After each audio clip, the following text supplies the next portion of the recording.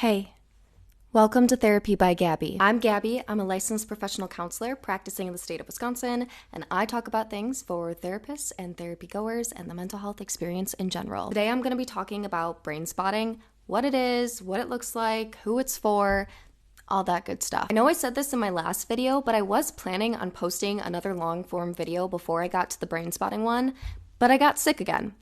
So I had to take a break. And now hopefully I won't be getting sick again for a very long time, and hopefully I can put out more long form content more frequently. So I'm hoping in the new year to do like a 2024 private practice therapy wrapped video, kind of like the Spotify wrapped, you know what I'm saying? I'll talk about just like my analytics of my 2024 year in private practice, and that's going to include like income transparency, as well as talking about like how many sessions did I have? How many people did I see per week? How many notes did I write? Major themes that I noticed in working with my clients, and just that sort of stuff. So I think that could be a really fun video for both therapy goers who are just interested in what like the non-client facing side of running a private practice as a therapist looks like, and also for other therapists who might be interested in, you know, how other private practice therapists are doing things, or if they want to know what it takes to do a private practice because that's something they're interested in. So that's kind of what I'm thinking for the next video. If that's a video that you want to see, make sure to like, comment, subscribe, and turn on the notifications so that you can get notified every time I post a video. I would really appreciate it. Anyways, let's talk about brain spotting. Big disclaimer, watching this video is not a training. This is not a training. I am not a trainer. This video is for informative, brief psychoeducational purposes for therapists who are maybe interested in becoming brain spotting practitioners, and for therapy goers who are potentially interested in pursuing brain spotting as a therapy modality with a therapist that they work with.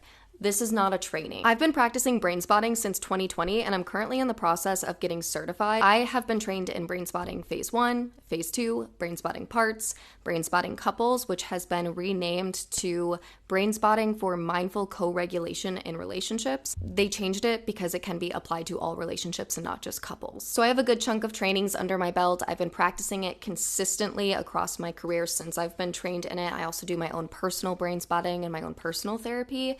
I've also done consultations, and for the brain spotting certification, essentially you have to do, I think it's like 5 or 6 consultations with a certified consultant, and the consultant that I work with is actually the person who has done all the trainings that I've gone to. And so what that looks like to get certified is you follow a couple of cases where you're doing brain spotting and you process through that, and they give you feedback on how to facilitate it. You have like a verbal exam of the theory of brain spotting. There's also a verbal exam of all the different setups of brain spotting. There are a lot of different brain spotting trainings. I've only done 4. And then in the last consultation, you brain spot your consultant, which is kind of intimidating, but I think all will go well. I have about, I think 2 or 3 consultations left for me to complete my certification. Now I realize I keep saying the word brain spotting, and unless you're a therapist or someone who's done it before, you're probably like, girl, what the hell is that? Let me tell you. Brain spotting is a bottom-up therapy approach for people who have experienced traumatic events. Now keep in mind that trauma is very broad and it can look different from person to person. So this can include a lot of different things. It can also be used for pretty much anything in our lives, whether or not you consider it or label it trauma. And bottom-up therapy basically means that instead of working with our cognitive experiences, we first work with our physiological and emotional experiences moving through the body up to our brain. Generally speaking, it is a therapy modality that allows people to process their life experiences at a deeper emotional level than talk therapy. I'll get into the technical parts of it in a second here, but first a little background history. Brain spotting was discovered in 2003 by David Grand, so it's fairly new to the field. And because it is so new and because it lacks funding, it is not considered an evidence-based practice. That's a whole different conversation. I'm not going to get into that. So technically, we cannot refer to it as evidence-based. That being said, there has been research done on it, and there are articles. That research is out there. You can access it on the brainspotting.com website. I'll link that below. I'm sure you can find it in other places where you can find scholarly articles as well. David Grand started to discover brain spotting when he was doing his own approach of EMDR, which is eye movement desensitization and reprocessing therapy. That has been around for quite a bit of time. A lot of people are familiar with that as an evidence-based trauma modality. So he was kind of doing his own approach to it with one of his clients, and he noticed that during the process, her eye movements kind of shifted in a different way, and he noticed that the way he was attuning to her shifted as well. So he ultimately got curious with this experience, experimented a little bit with his clients, did some research, and ultimately Brainspotting was born. So David Grant asserts that where we look in our environment influences how we feel. To give you an example of this, you can think about when you've ever been in an argument with somebody and you notice like really uncomfortable feelings come up, you might want to look away from them. It might be really hard to look them directly in the eye. Instead of looking at them, you might look down, you might look that way, you might look at something that provides more comfort. With talk therapy, we know that we stay more in our prefrontal cortex, and that's going to be more cognitive and intellectual. We're in our thinking brain.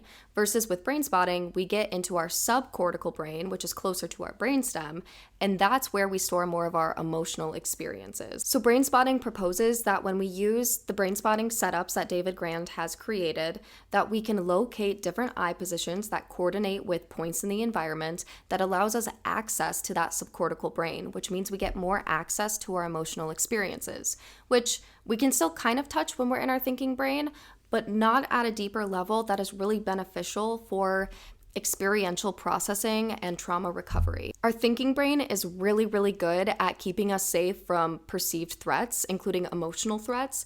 And so when we go into the subcortical brain, we are getting closer to the stuff that when we are more in our thinking brain, we avoid, we distract ourselves from, we say, nope, that doesn't need to be dealt with, we just need to look forward. Which for many people who have experienced trauma, specifically complex trauma, which is ongoing chronic experiences of traumatization, we can't just look forward. It's not an effective way for trauma recovery. And even though it sounds counterintuitive, for trauma recovery to be effective, we have to go back to those really devastating, unpleasant, terrifying experiences and witness them. And obviously that comes with a lot of pain and a lot of different emotions that are attached and associated with those experiences. And when we allow ourselves to fully acknowledge and witness the traumatic experiences, the emotional experiences that are attached to that, the parts of us that had to endure those traumatic experiences, we can develop understandings, insights that allow us to better integrate those experiences into our brain, body, and nervous system so that we can more effectively move forward throughout life. And obviously there's a lot more technical stuff that goes into that, a lot of it way above my knowledge and expertise, but generally speaking, that's kind of like the more accessible version of the science. So what does brain spotting actually look like? How do you actually facilitate it as a therapist? And what is my position as a therapy goer going to be? With brain spotting, as I said, there's several different trainings that a therapist could have. And with that comes several different therapy setups. And through the brain spotting trainings, as practitioners, we learn how to assess which setups are going to be the best approach for certain clients, depending on kind of like instinct, intuition, what we know about the client, what the client needs in that particular moment. Some people have wider window of tolerances than other clients. And so when it comes to brain spotting, there are setups that are specific to like activation, and there are setups specific to resourcing. To briefly talk about the window of tolerance, when you experience trauma or just really challenging life events,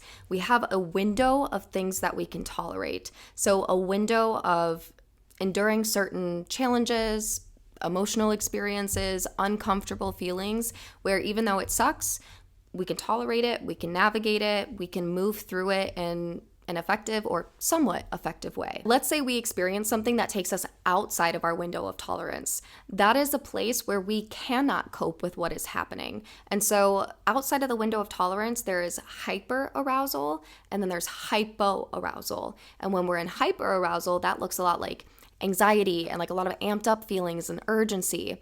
And when we go into hypoarousal, that can look like depressive episodes, like really, really slowing down, for some people, dissociative states. So when we're working with somebody who has a smaller window of tolerance, we might use a resource model of brain spotting so that they can still process through challenging things and have a reference of something that makes them feel more grounded, stable, calm, safe, whatever language might describe what a resource means to them, so that if ever they become too activated, we can take them back to that resource. Versus somebody who has a larger window of tolerance, we might stick with an activation model of brain spotting, which means we work directly with those really tough emotional experiences. So to give an example of what brain spotting looks like, I'm just going to use a setup that I would use with one of my clients based on the trainings that I have done. So first, what I'm going to do with my client is I'm going to ask them what they want to process through. There are people people who have experienced trauma where they do not have memories about it.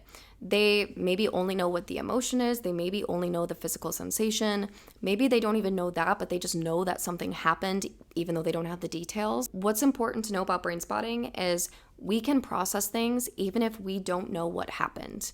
Even if we just have the emotion to go off of, even if we just have like the knowledge that something happened to go off of. And what's also important to know about brain spotting is that you don't have to talk the entire time if you don't want to. You can be silent the entire brain spotting process and it will still be effective.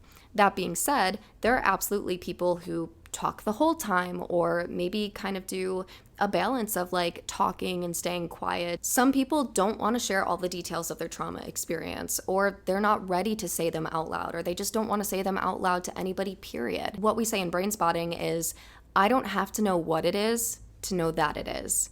I don't have to have the details to be there and hold space for you. I don't have to have the details to be able to attune to you.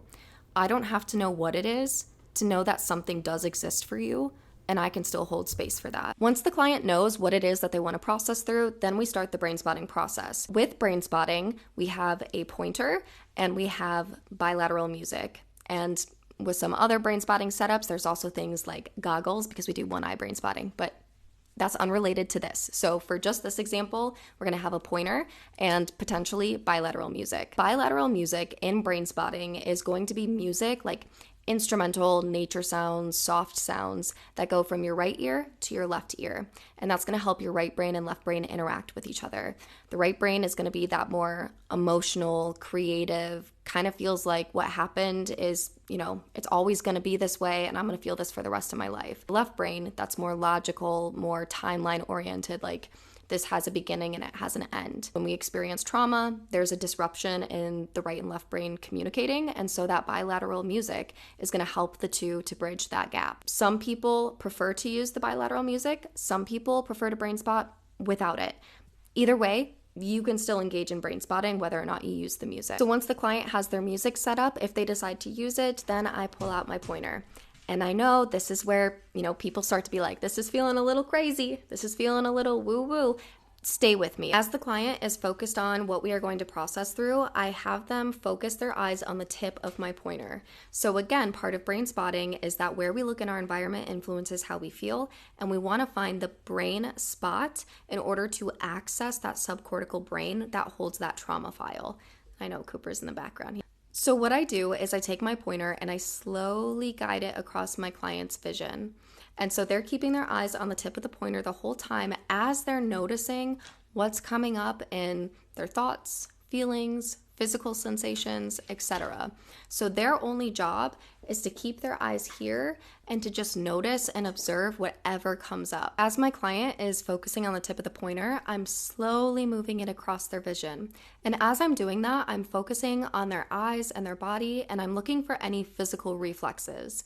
So what those physical reflexes are going to do is they're going to cue me into the fact that we are accessing something in their subcortical brain. Now, another foundational piece of brain spotting is the experience of dual attunement. So dual attunement is when the therapist is attuned to the client's neurobiological experiences. So that is what's happening in their brain, body, nervous system, all that sort of stuff. Like when we see those reflexes and we notice that they're happening. And then the attunement that we as the therapist have towards the relationship we have with the client. So that dual attunement is a really, really important piece of brain spotting. So as I'm engaging in that dual attunement with my client, I'm paying attention to any physical reflexes that are coming up that are going to cue me into the fact that we might be hitting a brain spot. And again, the brain spot is the eye position that allows us to anchor into that trauma file that's deep in our subcortical brain. A physical reflex can be anything from like a shift in eye movements, or like blinking excessively is a really common one, to kind of shifting your body a little bit. Some people start to get fidgety. Some people have bigger reactions, kind of like a ooh, like something like that. It can really be anything. So that's where that attunement comes in. We really are paying attention to the subtleties of a client's body language. And so once I notice that we've hit a brain spot and I see that physical reflex, I'm going to check in with the client and I'm going to say, what are you noticing here? Let's say when I ask the client that question, they say that they're noticing, a difficult emotion coming up, or they're noticing a memory coming up. whatever it is, there's some sort of activation. And because there's activation there, I'm going to keep the pointer at the spot, and essentially we're going to engage in a focused mindfulness experience. Typically, when we think about mindfulness, we probably think about skills to ground us or to make us feel more relaxed or more at peace.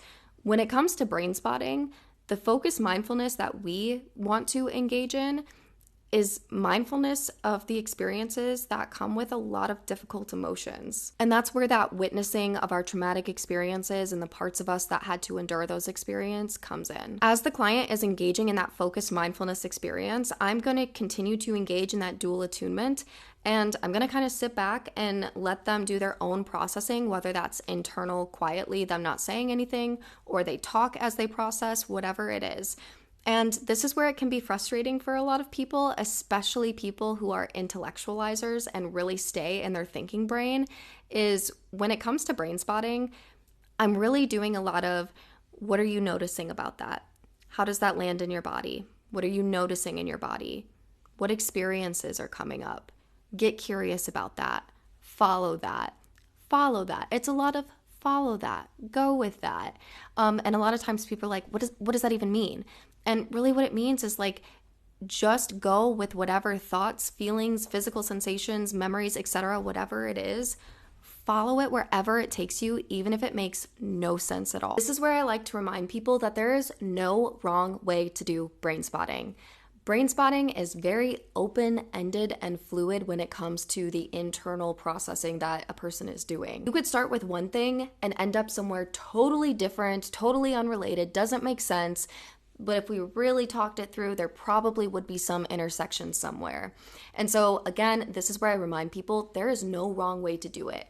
You just focus on your stuff and let me be the person that facilitates the process. Now, as I'm engaging the client in their processing, guiding them with those prompts of like, go with that, follow that, get curious about that, etc., I am also being an empathetic witness to them. So part of what can make something traumatic is going through it alone. Trauma is not just what happened to us, it is also the things that did not happen for us. One of those things being there was nobody there to support me. And so when we engage in brain spotting, I am also being an attuned, empathetic witness to my client. As they are witnessing these past trauma experiences, they are no longer in it alone. That is also part of the healing experience. So as the client is engaging in a focused mindfulness experience and I'm being that empathetic witness and I'm guiding them through the process and coaching them through when things get really emotionally and physically intense, because brain spotting can really amp up our feelings and our physical sensations in our body.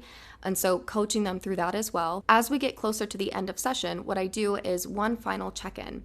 So I'll let them know like, okay, I'm noticing we're coming down on our time here and I want to make sure we have time to debrief and chat about what your experience is. And so before we do that, I just want to check in and see, what are you noticing here? We'll take an opportunity to acknowledge what's happening, what they're feeling now as we're coming to a close. And then once they feel like they've acknowledged everything that is happening, I'll ask them if it's okay for me to put the pointer down. And then once they say like, yep, I'm good, I'll put the pointer down. Like I said, I like to save a little bit of time at the end to debrief and just chat about what that experience was like for them. And so we'll spend some time reflecting on any insights, new understandings, emotional experiences, physical sensations that came up, really just anything about what it was like for them to process through what we were working with that day. What we hope to achieve with brain spotting is to be able to bypass the part of the brain that dysregulates us and move towards regulation when difficult experiences come up or when we are reminded of things that were difficult in the past.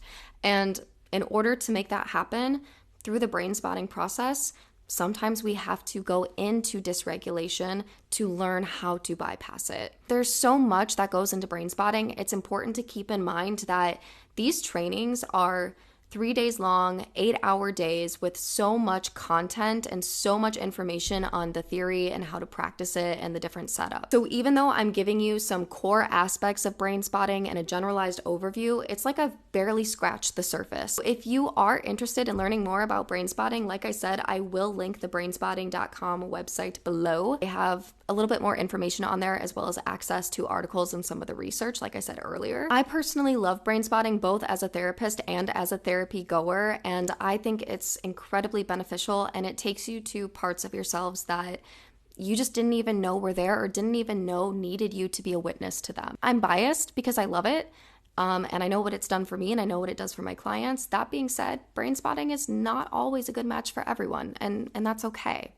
So I'm going to end it here because otherwise we would be talking for hours and hours and hours about this, and I just do not have the space on my iPhone for that. So if you like this video, make sure to like, comment, subscribe, and turn on notifications so you can get notified every time I post a video. Thank you for being here, and I'll see you at the next one.